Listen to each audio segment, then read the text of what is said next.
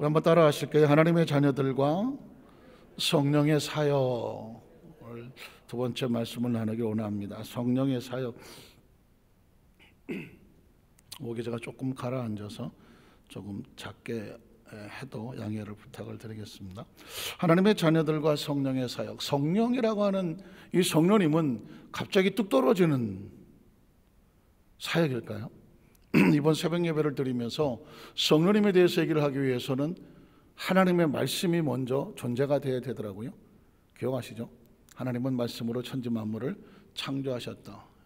그 말씀 안에 법칙과 원리와 이 땅의 모든 구성과 조직과 그리고 설계와 그리고 모든 재질까지도 그 모든 것이 말씀 안에 있었다.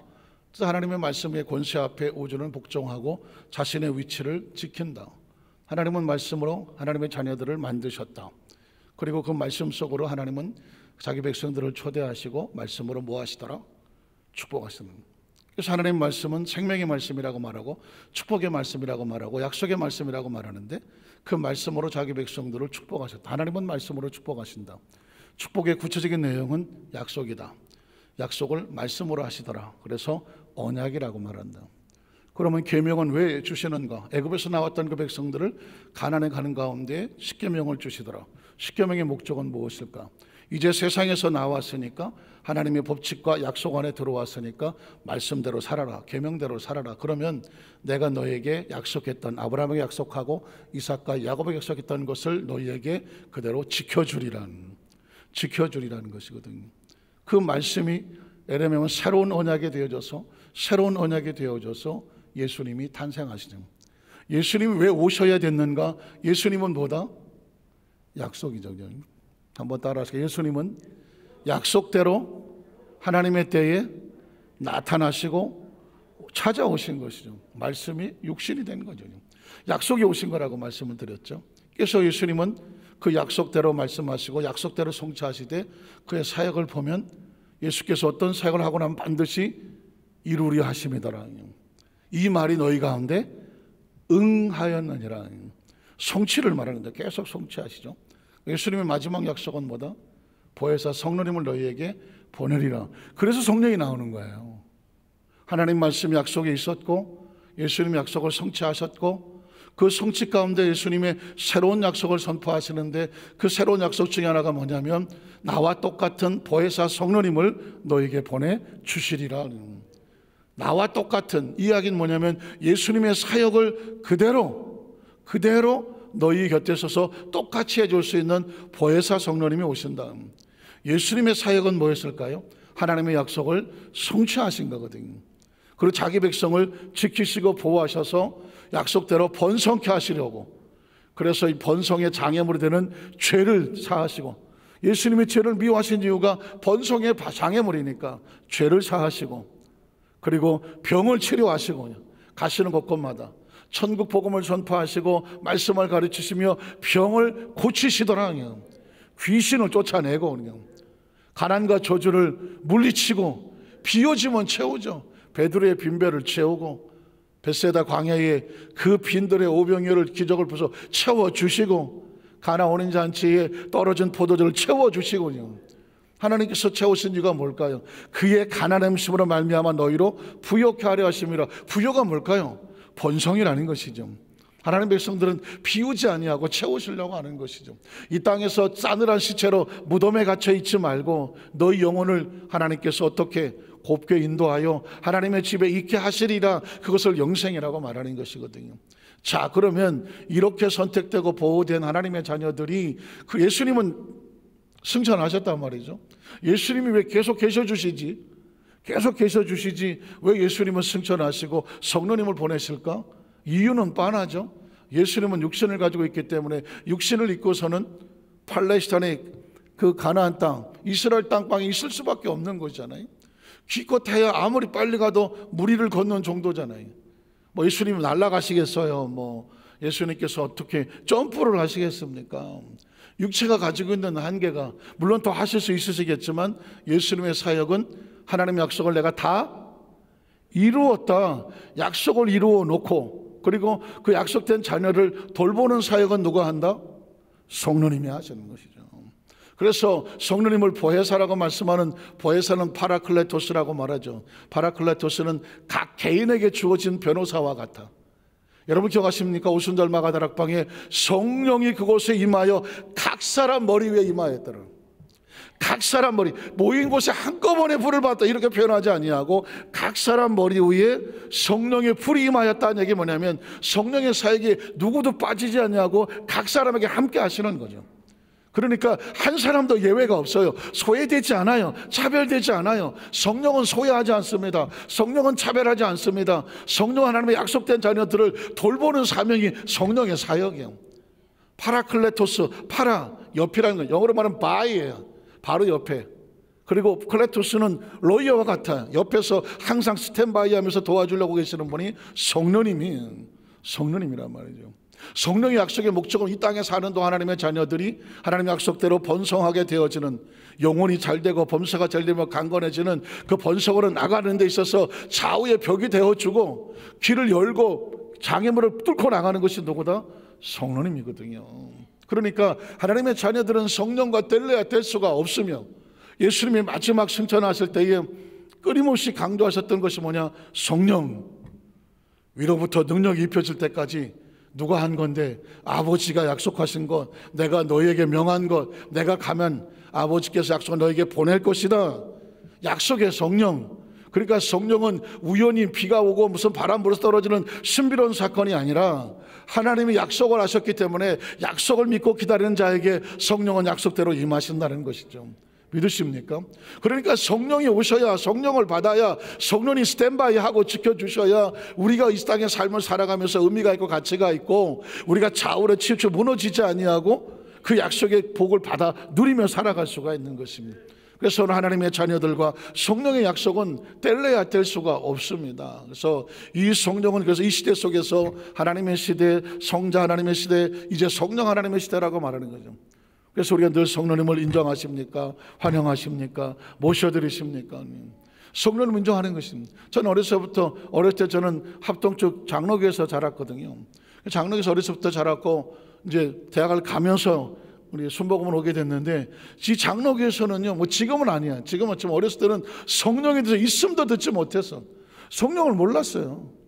그저 목사님이 축도하실 때 성령의 교통하심과 교제하심과 감화 감동 엄청 많아 했던 간에 이만큼이 너희에게 있을지어다 할 때 그때 성령인데 성령의 개념도 없었어. 순복음교회에 와서 성령을 알게 됐어. 그래서 성령 세례 받는데 7년이나 걸렸어. 어떤 분들은 저 교회 와서 뒷자리에 앉았다가 바로 불 받았다는 사람도 있는데, 아멘 하신 분은 그런 분이 아니 오자마자 받은 사람도 있고 뭐 한 달 만에 받은 사람도 있고 뭐 기도원 가서 받은 사람도 있는데, 저는 신앙생활은 어려서부터 했는데 성령을 있음도 듣지를 못했으니 그러니 얼마나 힘들었겠어. 여러분 저를 불쌍히 봐줘야 돼. 성령 세례 받지 않고 신앙생활 하려면요, 이건 정말 이건 뭐 나 혼자 광야를 거니는 외로운 나그네라고나 할까, 이건 힘든 거예요. 그래서 제가 제 여동생이 하나 있는데 막내 여동생한테 성령 세례 받는 게 뭐냐라고 물었을 때 성령 세례 받고 나서 제가 이렇게 말했죠. 네가 한강을 헤엄쳐 간다고 해봐라. 네 힘으로 헤엄치면 얼마나 가겠냐 했더니 못 가지. 성령은 모터보트를 타고 가는 것이다. 이해가 가십니까? 내 힘으로 헤엄쳐 가려니까 못 가. 이게 성령 없이 신앙생활 하는 거예요. 근데 성령을 받고 신앙생활 하니까 모터보트를 탄 것 같아. 성령이 나를 그냥 데리고 가시더만. 성령이 데리고 가셔. 그래서 신앙생활이 보트를 탄 것처럼 성령이 운행하심에 따라 같이 가는 거예요. 그래서 이 성령의 사역이라는 것은 얼마나 중요한지 몰라. 물론 다 성령을 아시겠지만 혹시라도 오늘 이 자리에서 혹시라도 또 비대면으로 말씀을 듣는 가운데 난 성령의 있음을 듣지 못했고 성령 세례는 거 잘 알지 못하겠다고 하면, 성령 세례를 받는 것은 하나님의 약속이고 예수님의 마지막 유언과 같은 약속인데, 성령을 받아야 그 성령이 나를 마치 배에 태워서 반강을 건너가는 것처럼 신앙을 이끌어가는 힘이 뭐다? 성령이라는 것입니다. 자, 그러면 이 성령의 사역을 한번 찾아보려고 하는데, 하나님의 자녀들이 육체로 살아가는 삶 속에서 겪어야 될 아픔과 고난이 있습니다. 하나님 자녀들의 품어야 될 정체성의 모습을 지난 시간에 말씀을 읽었는데요. 한번 읽어보겠습니다. 로마서 8장 18절에 보면 생각하건대 현재의 고난을 장차 우리가 나타날 영광과 비교할 수 없었다. 자, 현재의 고난은 이 땅의 고난이고 장차 나타날 영광은 하나님의 나라에 될 영광이죠. 비교가 될 수가 없죠. 차원이 다르니까. 자, 그 다음 절에 보면 그 바라는 것은 피조물도 썩어짐에 종로탕을 회방되어서, 피조물이라는 것은 언제가 되면 다 무너질 것이기 때문에 그 속에 있는 영혼들은 뭘 기다리냐면 하나님의 자녀들의 영광의 자유. 자유는 뭐냐? 갇히지 아니하고 마음껏 움직이는 곳에 이르는 것이다. 조심스럽지 않은 하나님의 영혼들은 육체를 벗어나 하나님의 나라 속에서 자유롭게 이르는 것을 원한다는 것이죠. 더 그 다음 절에 보면 그뿐만 아니라 또한 우리 곧 성령의 처음 익은 열매를 받은 우리까지, 성령의 처음 익은 열매도 예수님께서도 죽은 자가 되었으나 성령 안에서 부활하셔서 이제는 육체를 벗어나 자유로운 열매가 되었던 것처럼 그 열매를 받았으니 이제 우리도 속으로 탄식하며 하나님의 양자, 하나님의 자녀 될 것, 우리 몸의 속량이 뭐예요? 몸에서 벗어나서 하나님의 나라 속에서 자유하기를 뭐한다? 기다리느니라. 또 25절에 보면 만일 우리가 보지 못하는 것을 바라면 참음으로 기다릴지니라. 사실 굉장히 중요한 얘기를 했어요. 성령을 받고 하나님의 자녀가 되어져 자신의 진짜 신분이 하나님의 자녀라는 것을 알게 되면 육체에 갇혀서 영원히 살아가는 것을 기대하는 것이 아니라 육체를 벗고 하나님의 나라에 영원히 살아갈 것을 기대하라는 것입니다. 제가 그 전에 교회학교 교사하면서 음악가장을 했는데 그때 찬송가 168장 하나님의 나팔 소리 찬양을 하면서 나팔 불 때 주의 이름 하면서 혹시라도 하나님의 나팔 소리 할 때 오늘 천국에 하고 당장이라도 천국에 하고 싶으면 손 들어 보십시오. 우리 권사님 같은 분이 막 손 들어. 근데 끝까지 안 드시는 분은 젊은 사람들은 안 들더만. 젊은 교사들은 안 들어. 그랬더니 왜 안 드시냐고 물었더니 여선생님들 결혼 날짜 잡아놨어요. 결혼 날짜 잡아놨다고 당장 천국 가면 안 된대. 어떤 선생님은 이렇게 말, 군대 가야 돼요. 군대 가기 전에 천국 가지 했더니 군대 가야 된대요. 하여튼간에 이 젊은 사람들은 손을 안 들어. 근데 연세가 좀 드신 선생님들은 뭐라고 하냐면 할렐루야 하고 손을 들더라고. 저도 그때 젊어갖고 난 손 안 들었나? 여러분 보십시오. 이거 크리스찬들의 도전입니다. 단추 잠그고 나는 오늘 밤이라도 천국에서 오라 그러면 갈 수 있다. 가고 싶다. 김공식 집사님 안 들었어. 손이 이게 어떡하지? 올라가다 말았어. 사실은 손 드신 분도 할렐루야 하고 손 안 드신 분도 할렐루야. 왜냐하면 손 드신 분은 갈 준비가 된 거고 손 안 드신 분은 사명이 있으신 거지 뭐 어떡하겠어요. 근데 여러분 제가 이 부분을 다시 강조하는 것은 제가 깜짝 놀란 사건이 하나 있습니다. 뭐냐면 소크라테스를 아시나요? 너 자신을 알라. 뭐 악법도 법이다. 뭐 유명한 말을 남겼던 소크라테스. 이야, EBS 강의에 소크라테스에 대한 강의를 하길래 제가 가만히 듣다가 어쩌구리? 아니 이 양반이 예수를 믿었으면 소크라테스는 분명히 목사님이 됐을 거야. 소목사님. 아니 나오나는 벌써 테스 형이라고 불렀는데 이 양반이 내가 볼 때 딱 목사님이 됐거나 아니면 무슨 전도자가 됐거나 교사가 됐을 거예요. 이유가 뭐냐? 이분이 이 소크라테스 형이라고 부를까? 그냥 소크라테스 이분이 뭐 너 자신을 알란 제껴놓고 이 너 자신을 알라다 보니까 소크라테스가 한 말이 아니고 그 당시 태양신을 섬기는 그 사원의 입구에 너 자신을 알라라고 그리스말로 써 있다는 것입니다. 근데 그거를 소크라테스가 워낙 사람들을 만날 때마다 그걸 인용을 많이 하다가 보니까 너 자신을 알라고 한 말을 소크라테스가 한 말이라고 한다는 것이죠. 자, 그리고 악법도 법이다. 그 얘기는 뭐냐면 크리톤이라고 하는 제자가 이 소크라테스가 억울하게 죽게 됐는데 소크라테스가 제명이 뭔가 그랬더니 이단을 종파를 퍼뜨리는 종교범이었어. 참 아이러니컬하지 않습니까? 예수님은 종교범이 아니라 정치범으로 사형을 당하고 십자가 못을 박혔는데 소크라테스는 거꾸로 철학을 가리키는 사상 같은 철학자였는데 사람들이 뒤집어 씌우기를 그 당시 그리스의 청년들을 오염을 시킨다고 이단 종파와 사설을 전파하는 사람이라고 그렇게 고소를 해서 감옥에다 집어넣었어요. 그래서 이제 소크라테스는 사약을 받아서 죽을 날을 기다리는 거예요. 너무 억울해 생각한 그리스도인의 제자들이 자기 제자들과 함께 와서 소크라테스를 탈옥을 시키려고 하는 거예요. 스승님, 탈옥하십시다. 내가 다 매수해 놓고 나가시기만 하면 됩니다. 그랬는데 이 소크라테스가 안 나간다. 그러면서 했던 말이 악법도 복이 비기 때문에 내가 법을 지켜야 된다라고 알고 있었는데 사실은 소크라테스는 이런 얘기를 했다는 것입니다. 그의 제자가 스승님 탈옥을 하셔야죠. 이제 여기 있으면 죽습니다. 나가서 탈옥하십시다 라고 말했더니 이렇게 말했다는 것입니다. 탈옥? 여기서 나가는 게 탈옥이야? 여기서 나가는 건 탈옥이 아니야. 만약 여기서 나갔다고 치자. 그러면 나는 또 얼마 안 있어서 나는 육체 가운데 있다가 죽어. 진짜 탈옥이란 뭔지 알아? 내 영혼이 내 몸에서 빠져나가서 자유하는 거야. 이런 얘기를 소크라테스가 했다는 것입니다. 좀 더 정확하게 말하면 소크라테스가 말하기를 인간의 영혼이란 천상에서 온 거다. 소크라테스 말입니다. 인간의 영혼이란 천상에서 하늘에서 내려온 건데 육체 안에 잠시 갇혔을 뿐이야. 진짜 감옥은 교도소가 감옥이 아니라 육체가 감옥이야. 영혼에게는 육체가 감옥이야. 그래서 나는 진짜 탈옥을 한다면 옥에서 나가는 게 탈옥이 아니고 내 육체에서 영혼이 빠져나가서 영원한 자유로 다시 하늘로 돌아가는 게 나는 그게 탈옥이야. 그러니 나를 육체로 죽이려고 하고 사역을 먹인다고 해서 이 악법을 난 피하지 않아. 오히려 나는 이로 인하여 내 영혼은 자유로워질 거야. 난 깜짝 놀랐네. 소크라테스는 그래서 그 억울한 죽음이지만 악법이지만 악법도 법이다. 그 사약을 먹고 자유하는 몸으로 기쁨으로 자기는 죽음을 맞았다는 것입니다. 그래서 제가 깜짝 놀랐어요. 이 양반이 어디서 예수를 믿었나?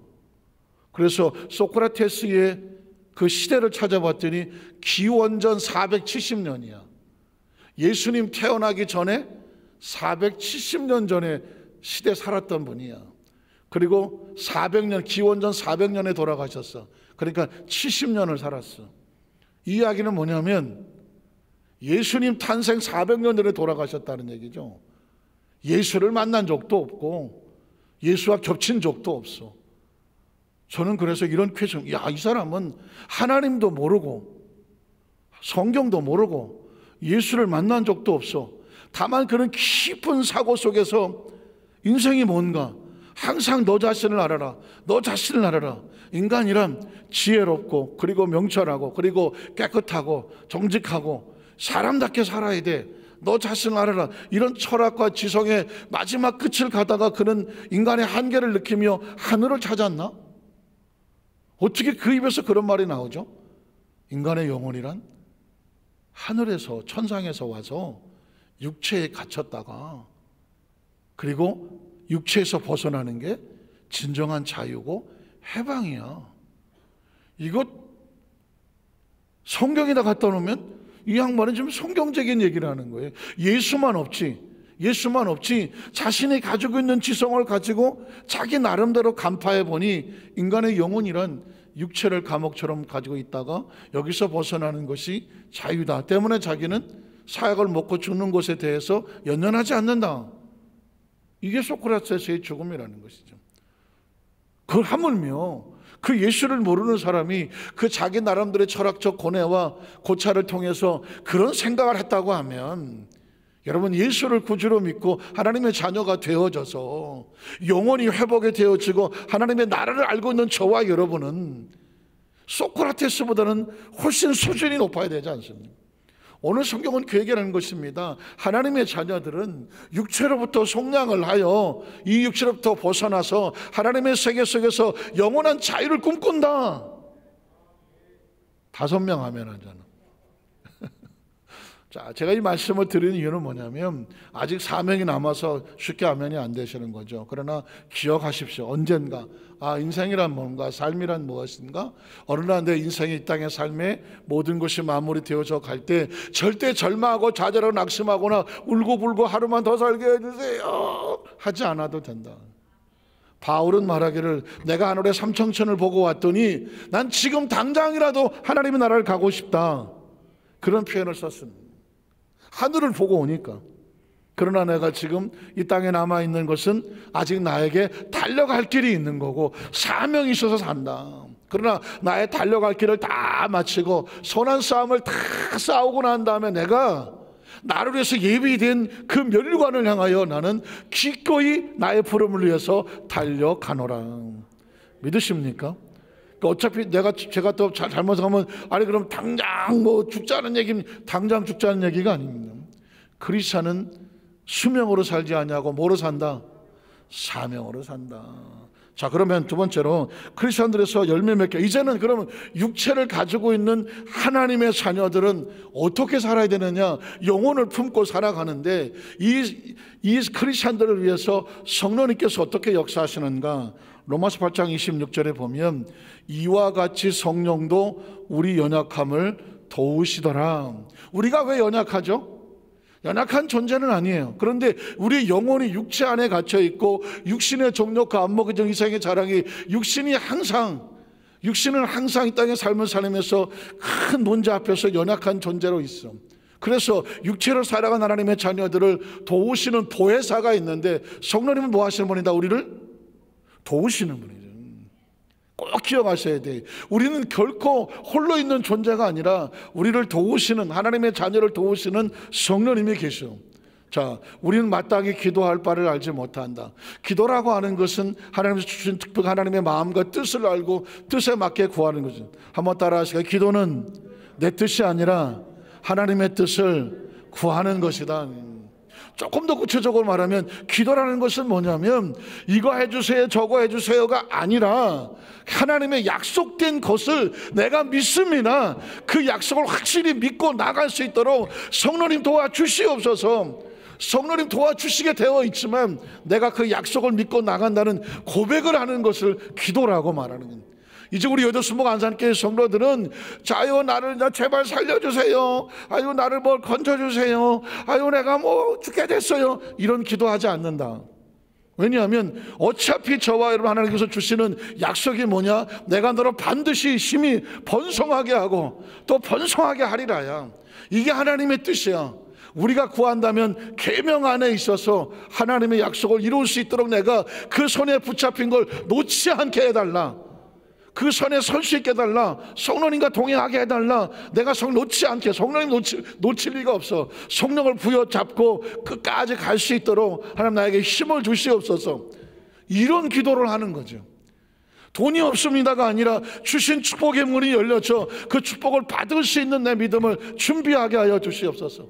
몸이 아픕니다가 아니라 사명을 위해서 나에게 새로운 생명을 부어 주시옵소서. 좀 더 구체적으로 말하면 언어 선택을 합니다. 나는 없습니다라고 말하지 않습니다. 하나님 그것을 나에게 채워주시옵소서라고 말합니다.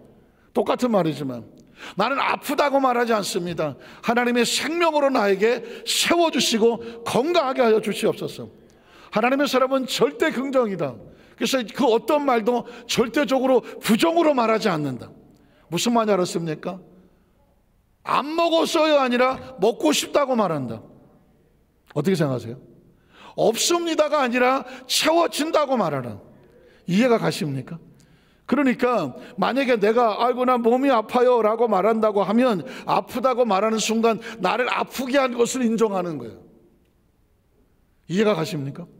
나 여기가 아픈데요. 그럼 나를 아프게 한 것을, 그리고 내가 지금 아픈 것을 인정하는 거예요.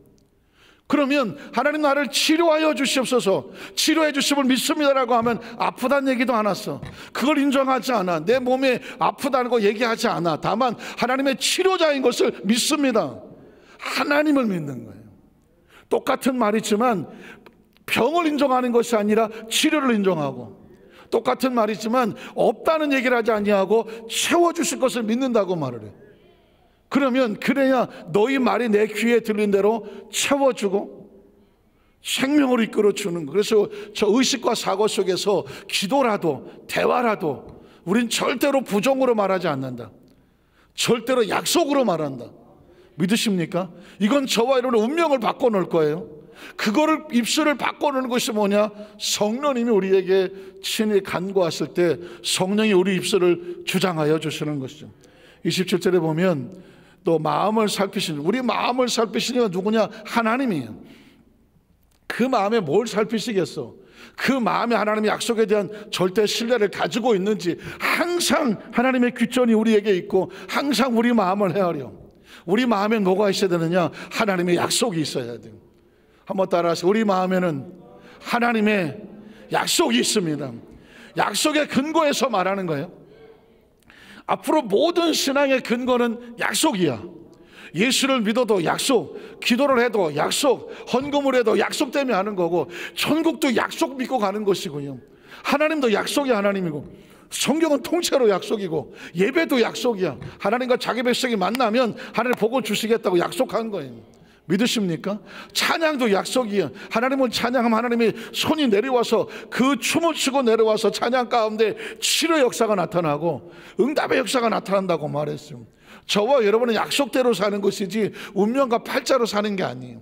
그러니 우리 입술의 말도 약속으로 해야 돼. 말한 것을 지키고 말에 신뢰가 있어야 되며 말에 권위가 있어야 되며 약속의 권위가 있는 거예요.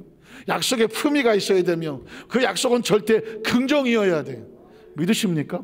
그거를 살피시는 분이 하나님이고 성령의 생각도 알아 우리를 통하여 감동하고 생각하시나니 이는 성령이 누구의 뜻대로 하나님의 뜻을 다른 말로 말하면 하나님의 약속대로죠.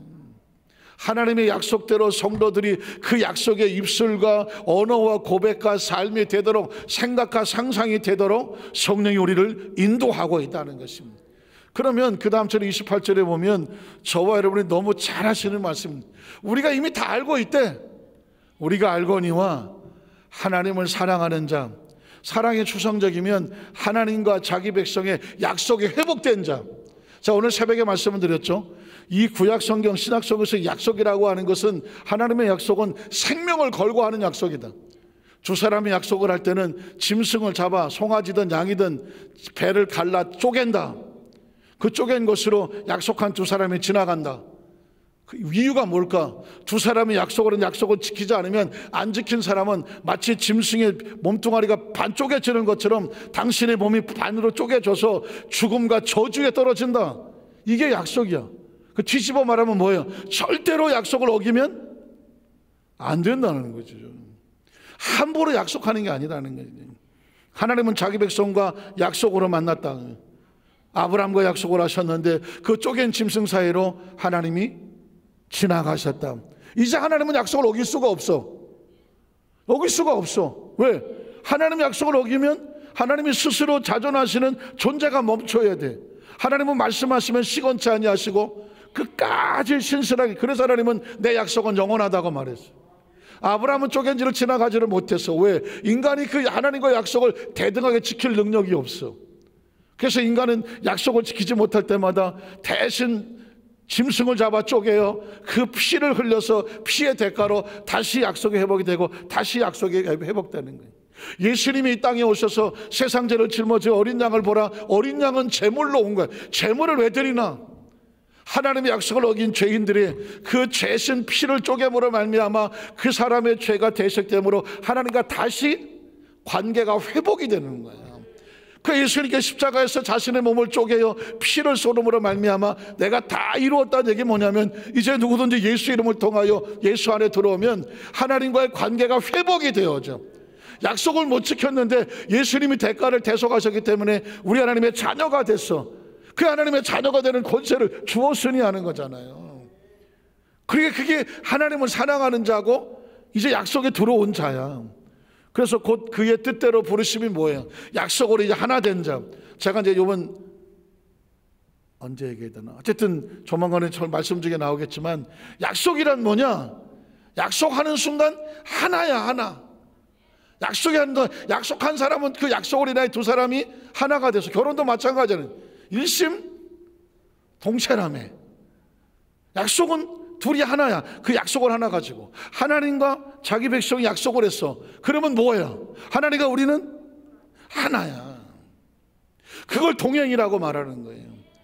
하나님과 우리는 하나야. 그러니까 하나님을 사랑하는 자 하나님과 하나야. 그의 뜻대로 부르신 자 하나야. 하나님과 우리는 운명이 같아. 하나님이 번성하시기 때문에 우리는 자동으로 같이 붙어서 번성하는 거예요. 자, 그래서 그 입은 자들에게는 그 다음에 뭐예요? 모든 것이 합력하여 뭐가 된다? 선을 이룬다. 뒤집어 말하면 이렇게 될 수밖에 없어. 하나님과 우리가 아무리 어려운 일을 만나도 그 일의 결과는 뭐가 돼야 돼? 번성해야지. 이해가 되십니까? 아무리 어렵고 힘든 일을 만나지만 결국은 뭐 해야 돼? 번성해야 되지. 그러니까 이 모든 것들이 다 난 여기서 죽고 이것 때문에 실망하고 절망하는 줄 알았는데 알고 보니 우리는 하나님과 운명이 같아.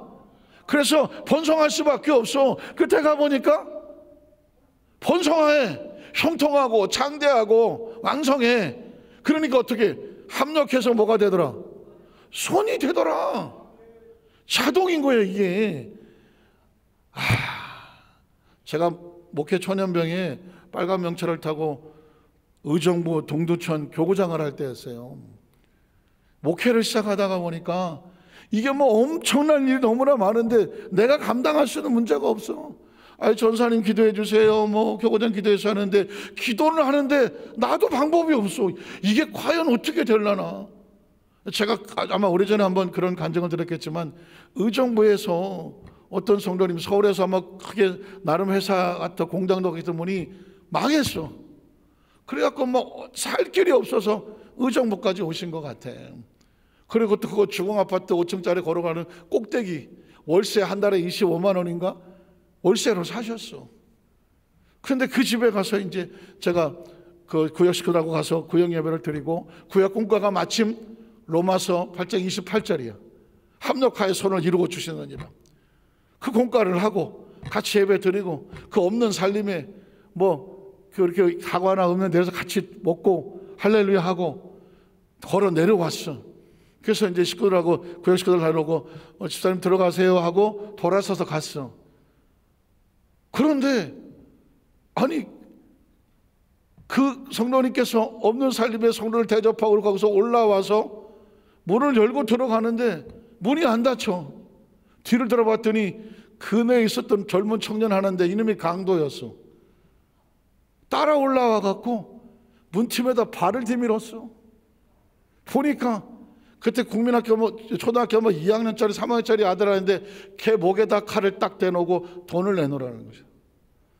돈을 내놓으라는 거예요. 구역예배 막 마치고 구역 식구들 환송하고 올라왔는데 문도 닫히기 전에 아이 목에 칼을 갖다 대고 돈을 내놓으라는 거예요. 이 집사님이 정신이 없죠. 그 집안이 그 월세 2달치 낼 거 50만 원 통장에 있었대요. 그거하고 도장을 줬다는 거예요. 그랬더니 그 강도가 신고하면 이 아이는 죽인다 그러면서 아이를 데리고 왔다는 거죠. 이 구역장 이 집사님이 세상에 이런 황당한 일이 어디 있어. 조금 아까 예배 드렸는데 그리고 합력하여 손을 이룬다고 말씀도 들었는데 근데 지금 하나밖에 없는 아들이 강도한테 끌려갔고 이 2달치 월세가 그 강도가 가져갔는데 뭐 온몸이 사시나무 떨더라고. 막 보들보들 떨려서 처음에는 막 펑펑 울기만 하고 어쩔 줄을 몰랐네. 정신을 차리고 나니까요 아이고 이거 기도해야 되겠구나. 그냥 다시 기도를 막 했대. 한쪽으로는 큰일 났다고 한쪽에 합력하여 손을 이룬다고 막 울고불고 난리 기도를 하는 거예요. 한 2시간쯤 지났나 문이 쑥 열리더래요. 아이가 들어왔어. 엄마 하고 아이고 어떻게 막 울고 펑펑 어떻게 왔냐 했더니 그 강도가 은행에 돈을 찾고 한참 이렇게 있더니 야 너 따라와. 너 내 얼굴 아니까 따라오라 그러더라는 거예요. 애는 모르니까 따라갔는데 갑자기 좀 있다가 야 넌 가라. 그 순간에 마음이 바뀐 거예요. 야 너 가라. 그래서 걔가 거기서 울면서 집까지 올라온 거예요. 그 강도의 마음은 그건 지가 바꾼 건지 하나님이 바꾸셨겠지. 기도한 동안에. 그래갖고는 그 아이를 붙잡고 저녁에 남편이 오고 근데 주일날 와서 그런 얘기를 하는 거예요. 그때 뭐 핸드폰이 있어 뭐가 있어 와서 그 얘기를 하는 거예요. 가슴이 철렁하잖아 나도. 근데 그러는 거예요. 전사님 우리 기도해 주세요. 지금 월세 당장 낼 돈도 없는데 기도해 주세요. 그래서 기도하면서 그랬지 뭐. 하나님을 사랑하는 자 모든 것이 협력하는 손을 이루어 주신다고 그랬는데 이 처절한 절망과 아픔을 겪었지만 손을 이루어 주실 줄로 믿습니다라고 기도했어. 그러나 정작 나는 방법이 없어. 기도는 하는데 아니 월세가 50만 원 어디서 나오지? 이거 어떡하지? 막 내가 고민을 하고 앉았는데 그러고 갔어요. 그 다음 주에 오는데 가슴이 설컹하더라고요. 월세 또 그럴까 봐. 그런데 막 춤추듯이 들어와. 전사님 기적 일어났다 그러면서 와요. 무슨 일 일어났냐 그랬더니 그 남편이 회사를 갖고 있었던 분인데 망해서 의정부로 오기는 했지만 자기 친구가 야 너 어떻게 먹고 살아야 되지 않겠냐? 내가 하는 그 공장 하나 있는데 거기 와서 네가 공장장 하면서 내가 월급 얼마 줄게 하고 성남에 있는 공장 거기를 출퇴근하면서 다녔다는 거예요. 근데 거기 가서 자기 아이 뭐 강도 만난 얘기하고 친구니까 얘기하다 봐 그랬대요. 그랬더니 뭐 그러냐 그러는데 그 친구 사장이 차를 타고 성남에서 의정부까지 와 본 거야. 이 친구가 어떻게 사나. 그랬더니 주공아파트 5층 꼭대기에서 월세를 산다고 하고 거기서 버스를 타고 성남까지 출퇴근을 하고 있었던 거야. 시외버스를 타고. 그걸 보니까 친구가 너무 가슴이 아픈 거야. 그래갖고는 야 너 성남에다가 내가 전세 1,500만짜리 아파트 하나 얻어줄 테니까 너 여기 와서 살아라. 월세는 내가 전세금은 내가 줄게. 그래갖고 성남으로 이사를 간다는 거예요. 이사 가게 됐다고. 근데 이 의정부 이런 지성전 있는 사람들은요 괜히 기도했나. 아니 이게 한 사람이라도 부흥을 시켜야 되는데 이게 뭐 응답만 받았다 그러면 서울로 나가버리네 그냥. 옛날 동두천 교구장 할 때도 지역장 하나 열심히 세워놨더니 그 공장에서 가방 미싱 하시는 분인데 남편한테 싸우고 막 그래갖고 못 살겠다고 나와서 동두천까지 와서 다니는데 식구들 가서 기도해주고 하나님이 응답해달라고 막 맨날 가서 작정 예배 들어줬는데 한 번은 왔어요. 교구장님 아이고 하나님이 축복을 주셨어요. 근데 주로 그런 데 축복 줬다는 가슴이 덜컹해. 가만히 무슨 축복인가 했더니 남편이요 회개하고요 몇 번 찾아와서 안 만났는데요 아파트까지 다 준비해서 아이들 다 데리고 와서 이제 공장 안단에 된다고 이제 같이 합치러 서울로 가요. 예. 또 하나 줄었구나. 동두천의 의정부. 그래서 이 옛날 얘기니까 그렇죠. 옛날에 의정부 성전 여기 있던 교구장들은요 성도를 축복받았다는 가슴이 철렁해요. 한 식구가 한 가정이 통째로 가. 그러면 교적이 늘어야 되는데 교적이 줄어. 근데 지금 생각하면 그게 축복이죠. 어쨌든 깜짝 놀란 거예요. 저는 충격이었던 게 뭐냐면 합력하여 선을 이루어 주신다고 말씀을 듣고 같이 기도를 했지만 내 머릿속에는 상상이 안 돼. 이게 어떻게 지금 아무것도 없는 집에. 그런데 그 친구 사장의 마음이 움직이니까 성남에다가 아파트를 전세를 그때 당시 1,500만 원 엄청난 거죠. 얻어서 와서 여기 살으라고 거기서 움직여 주더라고. 그래서 할렐루야하고 가더라고. 그러니까 사람은 상상해. 그때 제 머릿속에 하나님께서 역사하시는 건 사람이 상상이 안 되는구나. 반드시 합력하여 선을 이루어 주시는구나. 지금까지 목회를 해오면서 어떤 정말 가슴이 쿵거릴만 일이 만나게 되더라도 부여잡은 건 이 말씀이에요. 내가 지금 상상이 안 될 때도 하나님은 상상하셔서 합력할 선을 이루어 주셔서 이것도 반드시 그렇게 될 거야. 그걸 믿고 여기까지 달려왔지. 그거 없으면 목회를 어떻게 합니까? 그런데 왜 그렇게 되는지를 알았어. 아까 그랬잖아요. 결론은 나와 있는 거예요. 결론은 하나님의 약속이 내가 너를 반드시 심히 번성하게 하리라 하는 거예요. 과정에 요즘 의정부 잘 살지만 하여튼 간에 의정부까지 왔든지 동두천까지 왔든지 아니면 남의 집살이를 하든지 과정은 다를 수가 있어. 그러나 이게 결과는 아니야. 과정일 뿐이지 결과는요 상상이 안 되는 더 중요한 축복이 기다리고 있어. 나중에 기도원에서 만났어. 저 집사님. 이야, 몰라보겠더만. 완전 귀부인이야, 그냥. 옛날에 크던 분이 할렐루야. 누구세요? 못 알아보겠더라고. 그건 하나님의 작품이더라고요. 제가 오늘 말씀을 마치면서 이 말씀을 꼭 드리는 것은 뭐냐면, 이제 이후로 저와 여러분에게 성경의 창세기부터 계시록까지 그 어떤 상황에서도 끌고 가고 있는 것은 뭐냐면 하나님의 약속이에요. 약속입니다. 죄사함도 약속이잖아요. 치료도 약속이잖아요. 축복도 약속이고 기도도 약속이잖아요. 천국은 약속이잖아요. 재림은 약속 아닌가? 교회는 약속 아닌가? 우리 직분은 약속 아닌가? 하나님과 약속한 거 아니에요? 직분도? 성도 하나님과 약속한 거 아니에요? 신앙 고백 약속 아니에요? 말씀의 설교에는 도대체 무슨 얘기를 하고 있는 겁니까? 하나님의 약속이 선포되는 것이고. 왜 아멘을 합니까? 그 약속은 내게 주신 약속의 말씀인 줄로 나도 손바닥 부딪히듯이 아멘합니다. 나도 약속합니다. 아닙니까? 믿으십니까? 그래서 이게 머릿속에 확실하게 또 있고 신앙의 줄기가 서 있으면 이제는 신앙이 다르지. 저는 우리 여도수 만장께서 오늘 한 사람도 빠짐없이 하나님께서 번성케 하시고 심히 번성케 하시고 창대케 하시되 한 가지만 하셔. 현실과 여건이 힘들고 어려워도 하나님이 숨겨놓은 거, 보지 못하는 것을 보는 걸 뭐라고 말한다? 신앙이라고 말한다. 그리고 그건 곧 이어서 하나님께서 보게 하실 거거든요. 그 축복의 주인공들 되시기를 주님의 이름으로 축원합니다. 기도하겠습니다. 하나님 아버지 감사합니다.